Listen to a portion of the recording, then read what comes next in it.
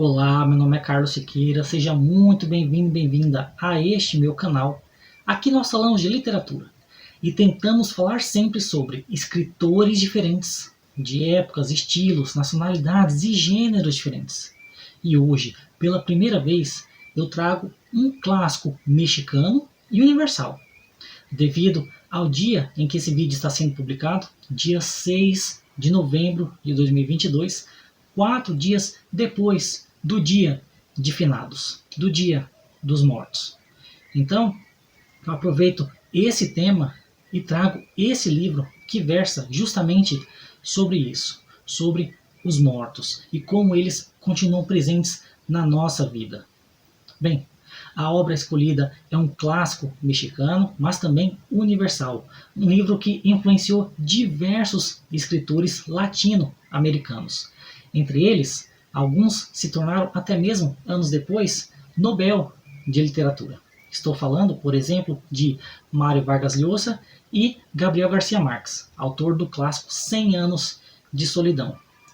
Para vocês terem uma ideia, o Gabriel disse que, quando leu essa obra, quando ele terminou de ler, ele imediatamente começou a relê-la, porque ele percebeu que havia ali algo especial e que só depois de reler ele percebeu o que faltava na própria literatura. Ele que, anos depois, viria a se tornar um clássico das nossas letras e prêmio Nobel de Literatura.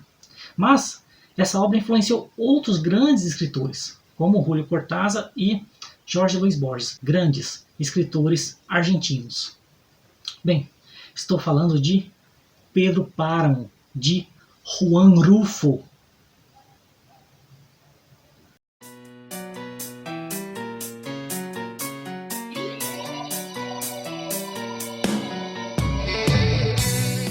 Bem, antes de tudo, é preciso dizer que Juan Rulfo, esse grande escritor mexicano e universal, só escreveu 2 obras em vida. Uma sendo um livro de contos e o outro sendo essa pequena pérola, esse pequeno romance muito curtinho, mas que revolucionou toda a nossa literatura. E ele teve uma vida relativamente longa. Ele nasceu em 1917 e morreu em 1986, portanto, século passado, século XX. E que ele recebeu diversas propostas para escrever novos livros, mas ele nunca quis. Ele disse que já tinha falado tudo o que desejava falar e que, quando a gente não tem mais nada a dizer, é melhor ficar em silêncio. Meus amigos. Ele também dizia que as asas dele foram cortadas. Por quem? A gente não sabe, nem ele disse. Mas fica aí a reflexão. Esse grande nome mexicano da literatura e que colocou o seu nome no patamar dos grandes escritores, não apenas do século passado, mas da história da literatura, com apenas 2 livros, sendo um deles Pedro Páramo, que vamos comentar a partir de agora. Bem, qual que é a história aqui? Nós temos uma mãe no leito de morte e ela diz ao seu filho, Juan Preciado: filho, vá para a minha cidade natal conhecer o seu pai, que você nunca conheceu. O nome dele é Pedro Páramo. Então, o nome do romance é o nome do pai do protagonista. Ele não queria muito não, mas como foi o último pedido da mãe, ele vai. No meio do caminho, ele conhece uma pessoa que também está indo para essa cidade, que se chama Comala, e o rapaz já diz, olha, essa cidade aí faz anos que não recebe ninguém. Olha, essa cidade aí é muito quente, é sufocante. É tão quente que é mais quente do que o inferno. Na verdade, fica na boca do inferno. De maneira que, aparentemente, muitas pessoas morrem, vão para o inferno, mas o inferno é frio comparado ao lugar. Então elas voltam para Comala para pedir um cobertor.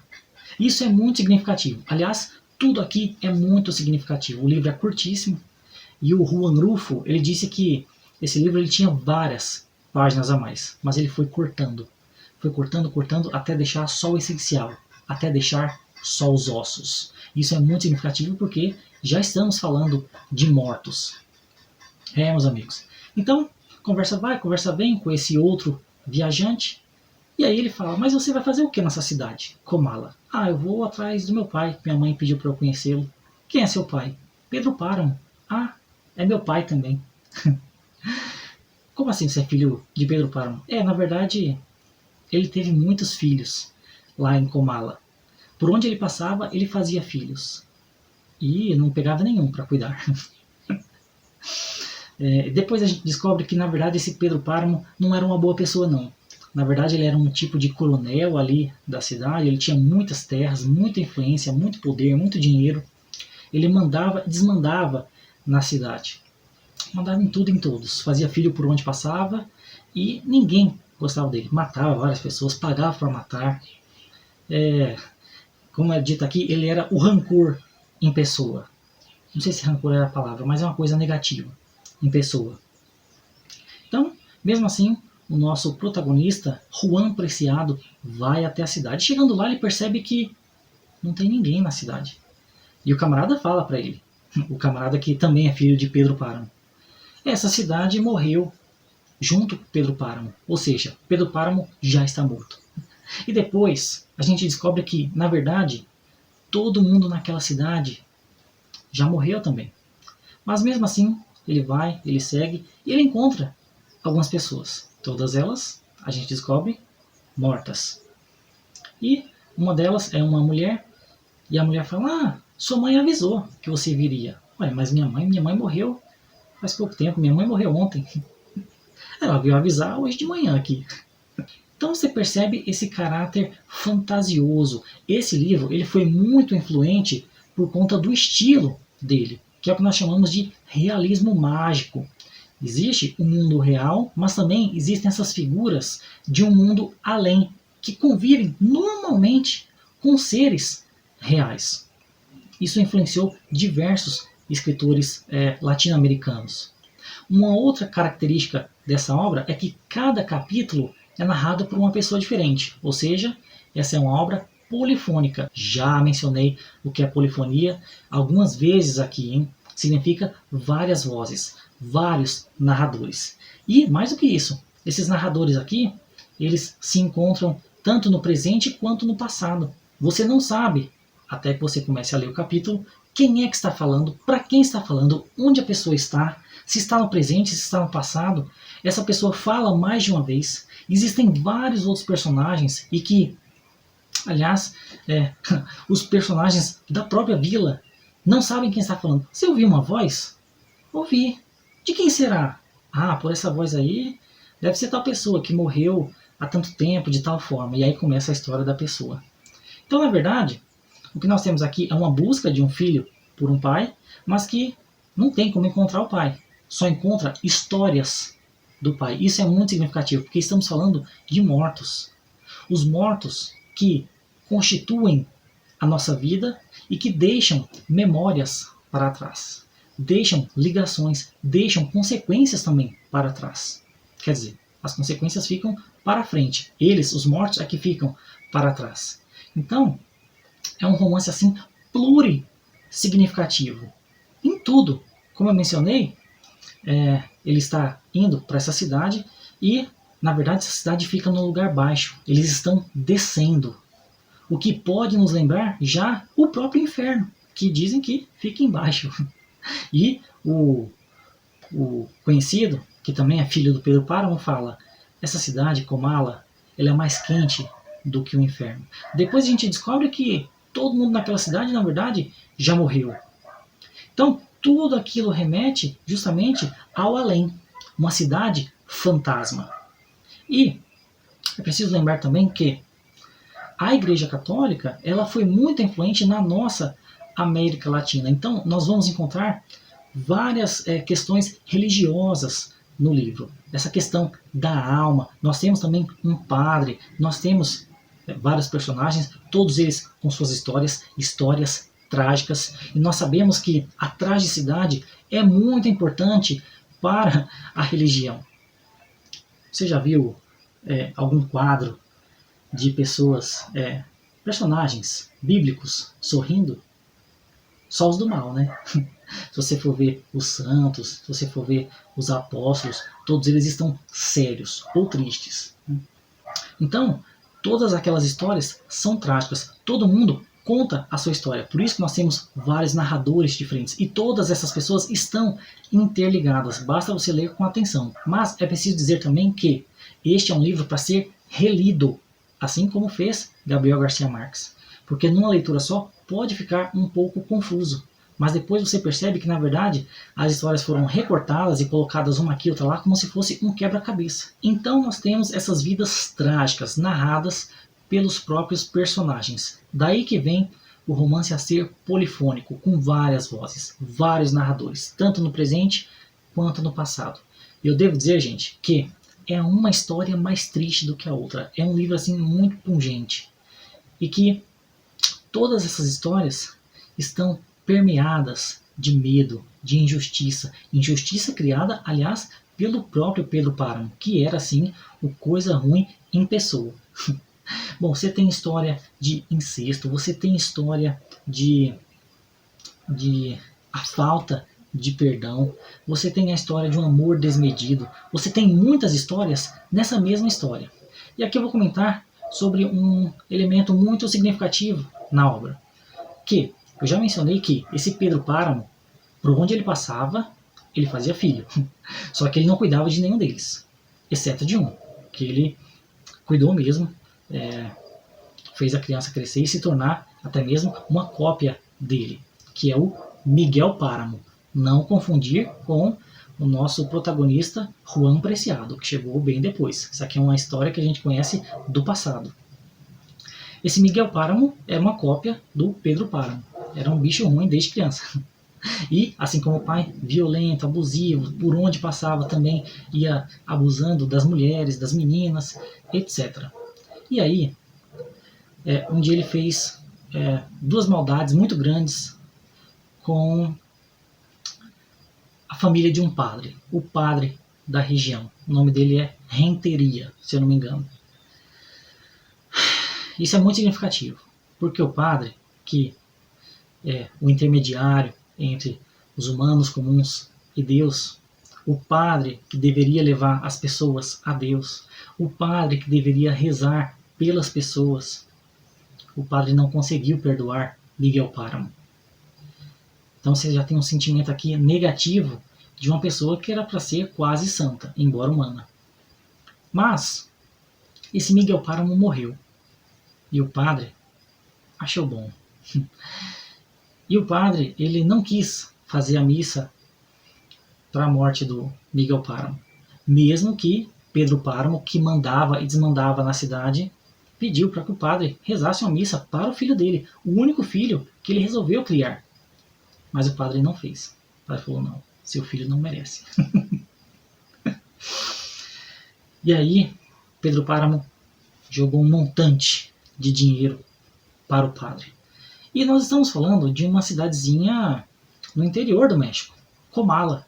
Uma cidadezinha pobre, uma cidadezinha vazia, abandonada. Aliás, é interessante a gente pensar no nome do livro, Pedro Páramo. Pedro, que já lembra pedra. Pedra que lembra dificuldade, uma coisa dura, difícil. E páramo. O que é páramo? O que é páramo? O que é páramo? Não sabe de nada. Páramo é a mesma coisa que deserto, área deserta. Então, nessa área deserta, neste páramo, nessa cidadezinha chamada Comala, você precisa de dinheiro. E aí o padre aceitou o dinheiro, ou seja, o padre se corrompeu. Ele pegou o dinheiro, ele fez a missa, mas em segredo ele pediu para Deus, não perdoe essa alma não, Miguel Páramo não merece perdão, puna esse homem que fez tanto mal, não apenas à minha família, ao meu irmão, à minha irmã, mas também a todos aqui da região. Então você tem um padre que é corrompido, tanto pelo dinheiro quanto pelos próprios sentimentos.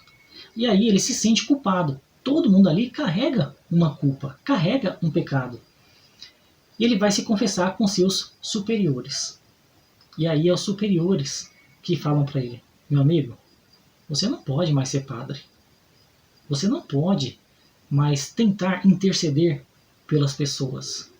Você perdeu a dignidade. o que é muito triste.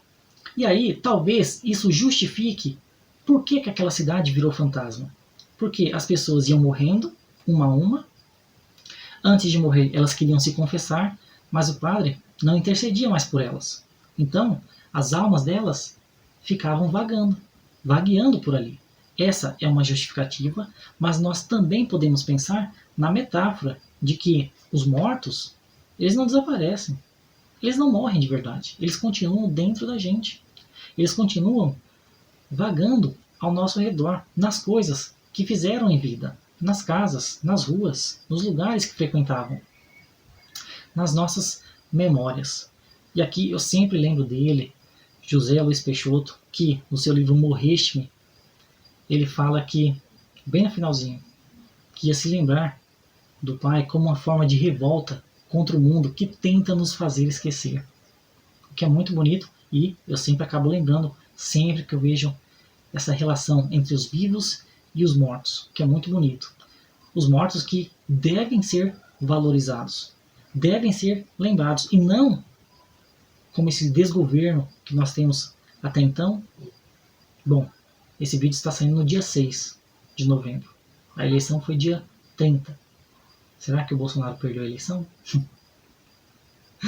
Mas esse desgoverno que caçoou, que tirou sarro dos milhares de mortos pela Covid, que não fez nada para ajudar as pessoas em vida e que, mesmo depois que morreram, ainda foram humilhados, ainda foram caçoados, ofendidos. Meus amigos. Bem, então essa é a história. A busca de um filho por um pai que na verdade já está morto, um pai que na verdade foi responsável pelas mortes de várias pessoas naquele povoado, um pai que foi o responsável pela morte do próprio povoado. Aquelas almas que estão vagando é por culpa do próprio pai do nosso Juan Preciado.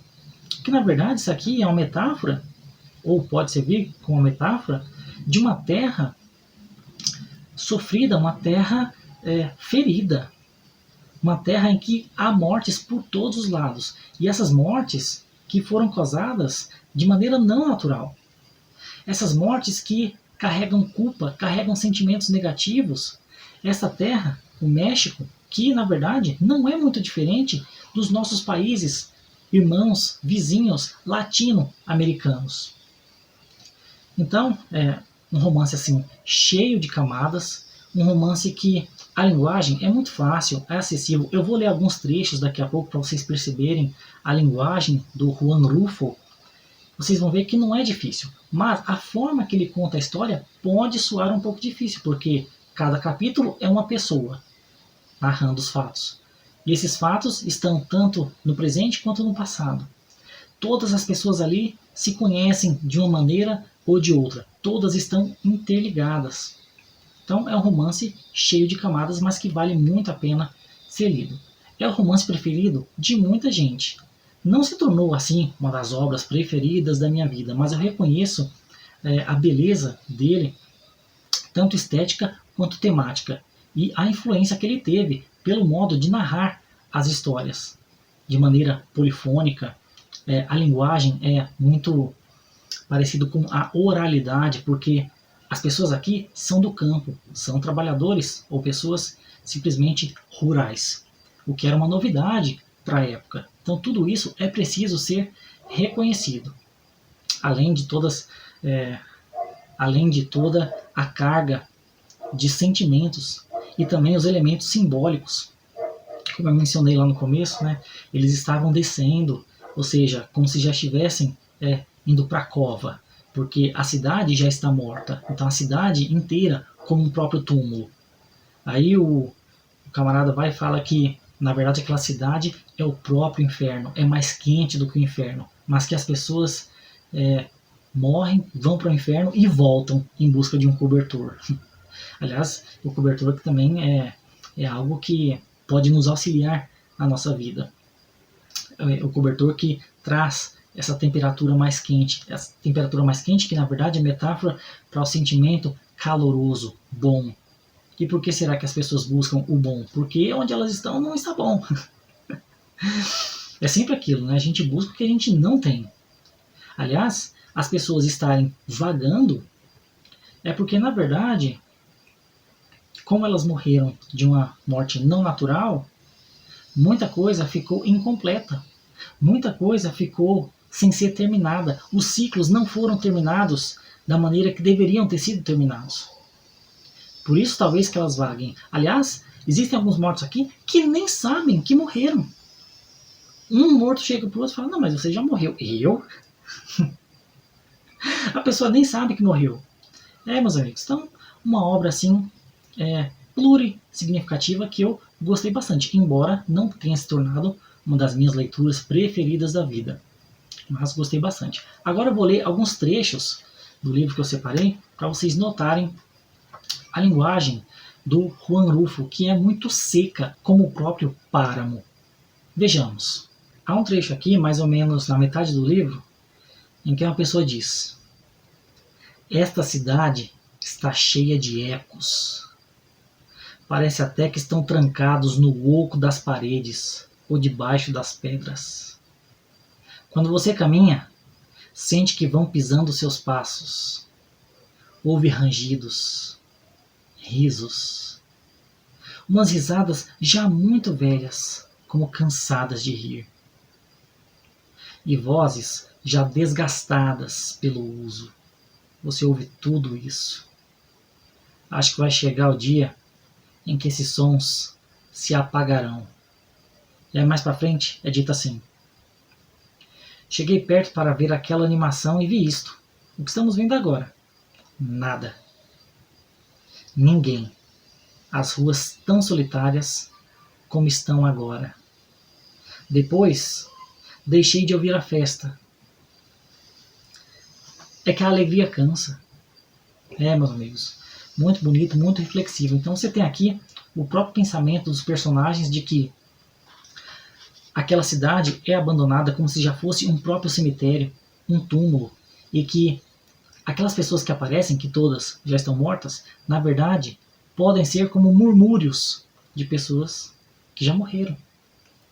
E aí é um barulho de várias pessoas, como se fosse uma festa. Mas quando você abre a porta, não tem ninguém lá. E mesmo assim é dito aqui, né? Muito bonito isso. Depois deixei de ouvir a festa. É que a alegria cansa. Isso aqui nos lembra aquela questão de o que é a felicidade. Tem gente que pensa que existe felicidade eterna. Bom, se for eterna não é felicidade, né? Porque a felicidade são momentos. E esses momentos, se muito repetidos, como tudo que é repetido, cansa. Há quem pense que não cansa, mas as pessoas estão erradas. Mais à frente, em um outro trecho, é dito assim: sei não, Juan Preciado. Juan Preciado é o protagonista. Fazia tantos anos que não erguia o rosto que me esqueci do céu. E mesmo que eu tivesse erguido, o que haveria de ganhar? O céu está tão alto, meus olhos tão sem olhar, que vivia contente só de saber onde ficava a terra. Além do mais, perdi todo o interesse depois que o padre Renteria me assegurou que eu jamais conheceria a glória, que nem de longe haveria. Foi coisa dos meus pecados, mas ele não devia ter me dito. A vida já é duro bastante.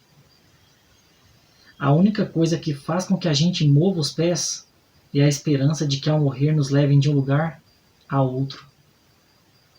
Mas quando fecham para a gente uma porta e a que continua aberta é só a do inferno, mais valeria não ter nascido. O céu para mim, irmão apreciado, está aqui, onde estou agora. E a sua alma? Onde acha que ela foi parar? Deve andar vagando pela terra, como tantas outras, buscando vivos que rezem por ela. Meus amigos. Então você tem aqui essa desesperança das pessoas. E o quanto a esperança, mesmo que muitas vezes apenas uma ilusão, é necessária para continuarmos nos movendo. Eu sempre lembro aqui do Eduardo Galeano, grande escritor também latino-americano, e que Ele dizia que as pessoas diziam que a utopia é uma mentira, é uma farsa, é uma ilusão. Ele dizia, pode ser, desde que me faça continuar caminhando. É isso. Agora, uma vez que você perde a utopia, e essa utopia pode ser a esperança de uma vida melhor, tanto neste mundo quanto no além mundo, de que vale a vida? Meus amigos. Bem, esses foram alguns trechos formidáveis que eu separei para ler aqui. Poderia ter lido vários outros. O Juan Rulfo é um grande escritor, um grande frasista também. Ele tem frases de efeito, frases bonitas, frases pungentes, frases reflexivas, frases filosóficas, frases poéticas. Mas eu resolvi não falar mais. E que, mesmo que eu tenha falado tudo isso, na verdade, eu não falei nada. Esse livro, ele tem que ser lido e relido várias vezes. Porque a gente vai descobrindo camadas e camadas que existem nessas histórias interligadas. Assim como nós também devemos rever e rever e rever várias vezes a nossa própria vida. Rever, relembrar os mortos, como no dia de finados, como todos os dias. Perceber como que continua vivo aquilo que eles fizeram, tanto aquilo de bom quanto aquilo de ruim também. Porque tudo isso nos compõe. É o que eu penso. Esse foi o vídeo de hoje, espero que tenham gostado.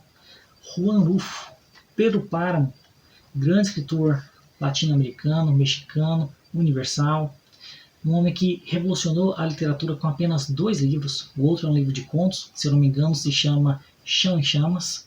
Eu vou deixar na descrição do vídeo, como eu sempre faço, links para você adquirir o livro. E caso você o adquira através dos meus links, você me dá uma pequena comissão do valor e você não paga nada a mais por isso. Muito pelo contrário, você apenas ajuda, incentiva o canal.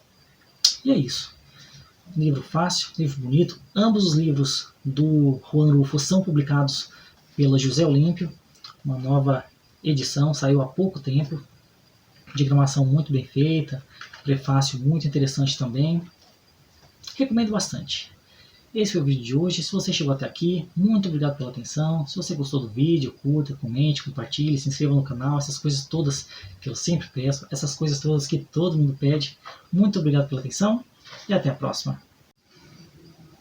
Como se diz por aí, toda terra dá para percorrer com o olhar. E esse terrenão é todo dele. A verdade é que nossas mães nos malpariram numa esteira, apesar de sermos filhos de Pedro Páramo. E o mais engraçado é que ele nos levou para batizar. Com o Senhor deve ter acontecido a mesma coisa, não é? Ah, eu não me lembro. Então vai pro caralho. O que foi que o Senhor disse? Já estamos chegando, Senhor. Não, mas você gostou dessa minha camisa do Megadeth, do álbum Rust in Peace, que aliás já é um trocadilho com a expressão Rest in Peace, que significa descanse em paz. Aqui, Rust significa enferruje em paz, porque na verdade ele está falando aqui das bombas atômicas, né? Aliás, o Megadeth acabou de lançar um álbum novo que se chama The Sick, The Dying and the Dead. Os doentes, os que estão morrendo e os mortos. Meus amigos. Aliás, o próprio nome da banda, Megadeth, já significa muitas mortes. Tudo aqui está interligado. O tema, o livro, a data, a camisa, o álbum, nada é à toa. Eu espero que você já tenha percebido isso.